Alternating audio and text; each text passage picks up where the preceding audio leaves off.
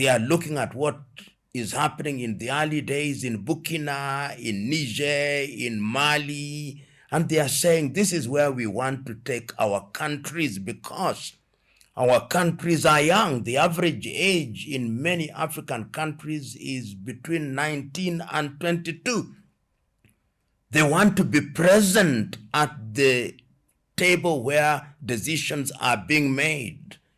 They are also telling the world this thing that you call democracy, which has been sold to us by the West particularly, is no longer working.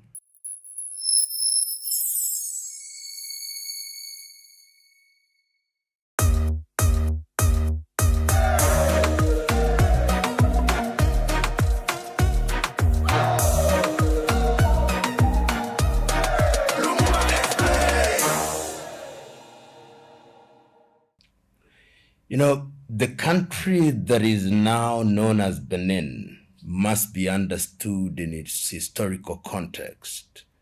Benin regained or gained her independence in the year 1960, and it was then known as Dahomey.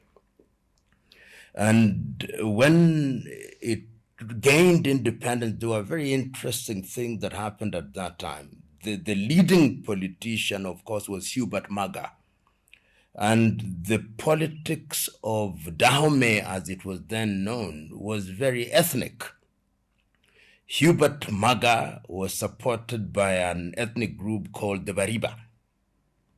The other person that was a major player was Apiti, who was supported by the Yoruba. The third politician was, of course, Justin Timoten, who was supported by the Faun and the Gaun. And that is why they were called the Triumvirate. But no sooner had Dahomey gained independence in 1960 than there was a coup in 1963. The coup was led by Soglo, who later, of course, entered into an alliance with the Apiti and Timoten and formed or continued the Triumvirate. In 1963. In 1965, Soglo himself now took power and did reign as the president of Dahomey for quite some time until 1972, when there was yet another coup by Matthews Kereko.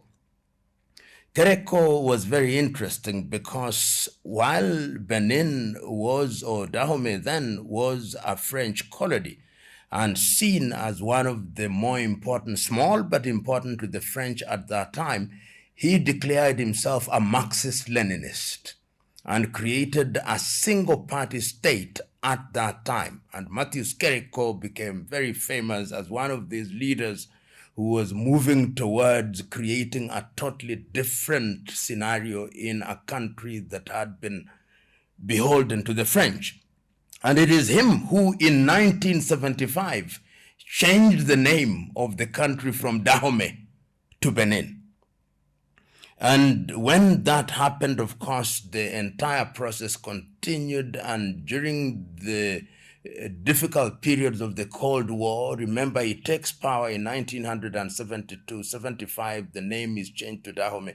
And he remains in power until the period that is the collapse of the Berlin Wall in 1989. 1990, he is compelled to call a meeting which is called the Meeting of the National Sovereign. And during that meeting held in the month of February 1990, he is stripped of his powers. And Benin becomes one of the very first countries to have multi-party politics in the post-Cold War era. And that is when, therefore, we have an election. And during that election, we have Boni Yayi. I think it's in the year 2006 that you had Boni Yayi elected as the president. But Benin is now seen as a democracy, but with a very disturbed history of many coups d'etats. In the year 2016, that is when we have the current president, Patrick Talon, That Patrick Talon himself was a very rich farmer, one of the richest cotton farmers in Benin. And he moves very quickly to consolidate the economy. Remember, it's one party, but he creates an environment where all arms of government are beholden to him. He increases the term of the parliamentarians from 5 to 7 years, but even the presidency to 7 years. But he remains, the term limits also remain. So Talon comes into power, as I've already indicated, in the year 2016. So that Talon is actually supposed to leave office in the month of April, the year 2026. When the elections are due, the presidential elections are due in April, the year 2026. The parliamentary elections in the month of January 2026. Which then begs the question, when there is such a guarantee of exchange of power or change of power, why is a coup necessary, if at all? The reason is not far to seek. It is simple. Talon, despite his arguments to the contrary, is one of the people who is seen to be closer to the French administration of President Macron. Number two, all arms of government have now been emasculated. The legislature emasculated. The judiciary emasculated. Private sector emasculated.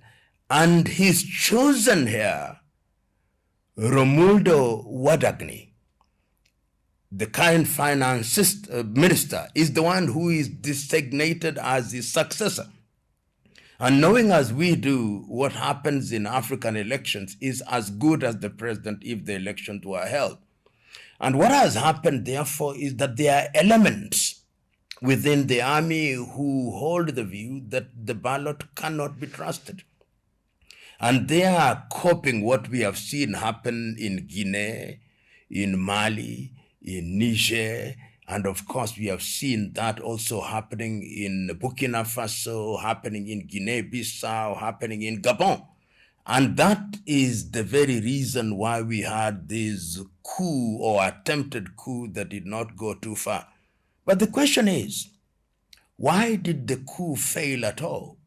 Why did it not succeed? In my view, there are a number of reasons. Remember very quickly, the Nigerians sent in their planes there.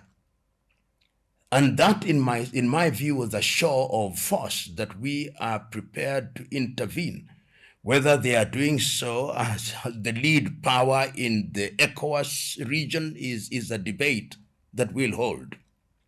But there is also suggestion that President Macron held certain conversations, seeing Benin as one of the few countries that still remain under the control of France. They have lost everything.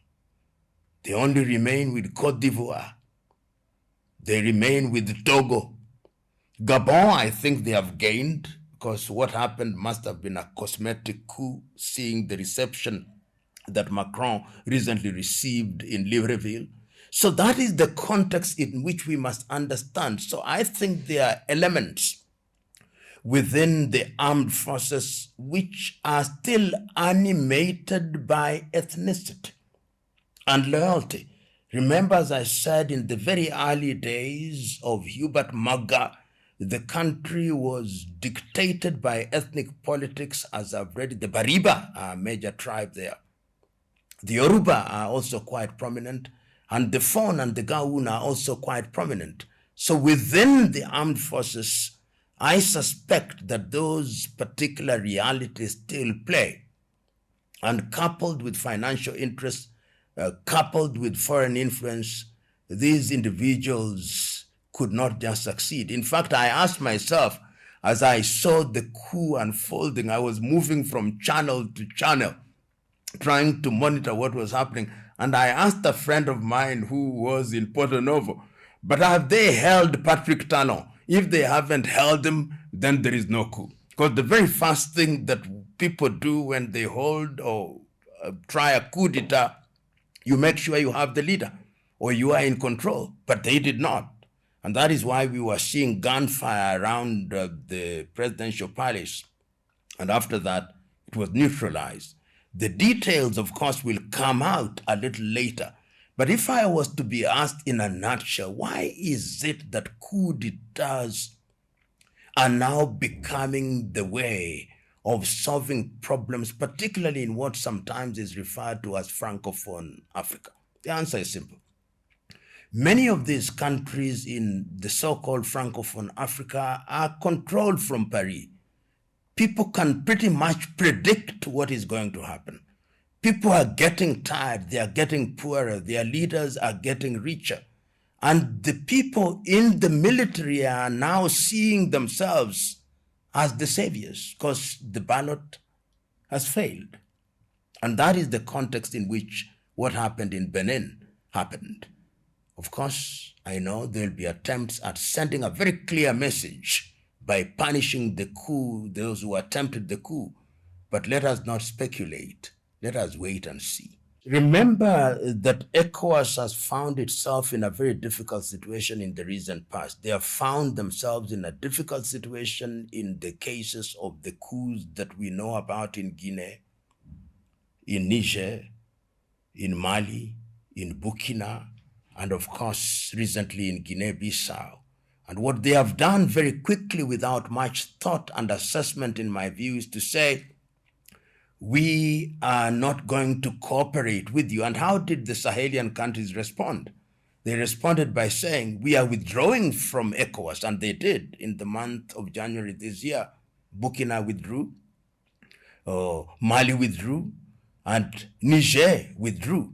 And initially what they tried to do, particularly in the case of Niger, was to threaten military action. And they are now coming out very firmly because they fear that if this trend continues, and it may very well continue, then ECOWAS will have very few members because these countries that are going through these processes will then want to join what they are considering to be a more progressive alliance, which is being created in the Sahel. So ECOWAS is trying to redeem itself by saying we must do something. And you could see that this is much more reminiscent of what they did in the case of Yahya Jammeh in the Gambia. And Nigeria perhaps is a little bit more concerned this time round because this is too close to home. So that you have a situation where in the north you have Niger, and you are now beginning to have attempts which are too close to home. And I think people are getting worried, even in spaces such as Nigeria, because coup d'etats are sometimes copycat. People see it has happened there. The ballot is not working. Why don't we save the people? So they are the latter-day saviors. So we see an attempt at redemption by the ECOWAS group, led as it must be by Nigeria. You know, of course, there are no exact answers because this is not an exact science. But remember that there is what I call the scramble for Africa. Remember also that Nigeria is a regional power. Remember also that there is another power called France, which is desperate, losing her territories, as it were. In the mind of France, countries such as Benin are what they used to call during the colonial period the territoire d'outre-mer. These are the external territories. And that mindset is still alive and well. So Nigeria, in some ways, may be lending itself to being used to stop these coups, to stop what they call, what the African Union has characterized as unconstitutional changes of power, and therefore contrary to the Malabo Declaration on unconstitutional changes of power. Of course, that does not mean that there are no domestic problems within Nigeria. They are numerous. We've seen quite a number of abductions and kidnappings in different states of Nigeria, such as Kebbi, Borno, Kwara State. So some are saying, and I've had some friends of mine from Benin say they should leave us alone. But remember, Benin is very small, and for that reason, it can very easily be decimated by Nigeria. And those are realities that you cannot rule out. You know, I sometimes, it's very interesting. France is a unique colonizer. It is unique in the sense that it is one that from an analyst's perspective has been rejected the most by its former colonizers. And that rejection has economic implications. So that when we see the desperation, it is because of economic reasons. If recent reports are true in Burkina Faso, they are trying to seize or take by some compensation the assets of Total Energies. So if you get into a space like Benin, which has a major seaport in Porto Novo, you are finding yourself as France in a situation where your space is becoming smaller and smaller. I do not know whether Macron has confirmed or denied that there was a phone call, but be that as it may, I think there was some communication. Whether it's a phone call or not, we do not know, but some communication is going on. And this is the case of a leader and a European power that is losing ground on a daily basis. Losing ground, and its economic territory is disappearing. It is not only in Benin. They are struggling in Algeria. They are struggling in the Sahel. And they are struggling even in Europe, where they want to be a power. They are struggling. So Macron's behavior must be seen in the context of a power whose fortunes are dwindling, and therefore is becoming more and more desperate.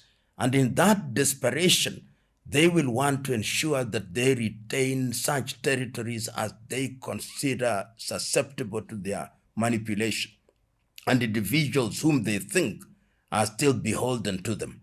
We have seen that in the case of Ouattara in La Côte d'Ivoire, and we are now seeing that in the case of Patrice Talon in Benin. So that is a desperate France.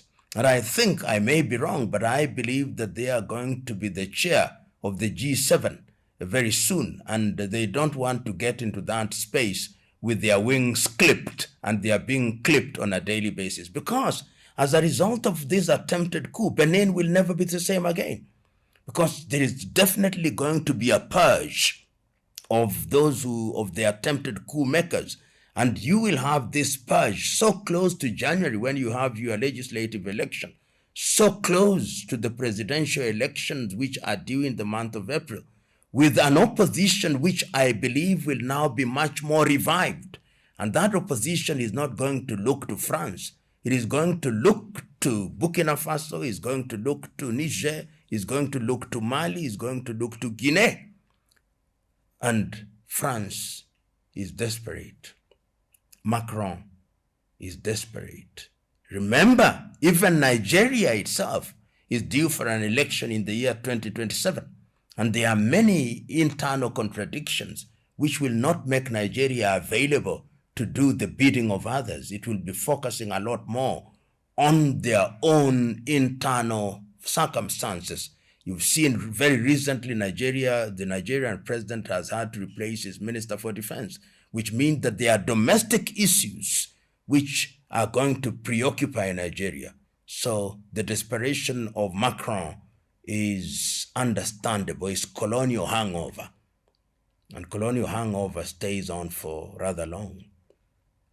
There are many things. When you listen to analysts, particularly when you listen to major European and American outlets, there is this cry that Russia is becoming more and more prominent in the continent of Africa, that they are present in Burkina Faso, they are present in Mali, they are present in Niger, much more prominent in Central African Republic.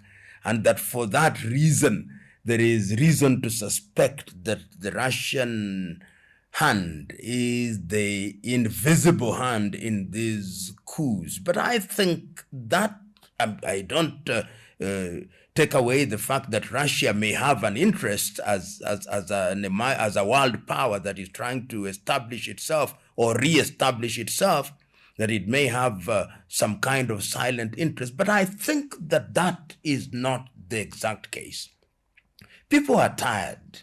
When you travel to many African countries, and I do, the population is tired.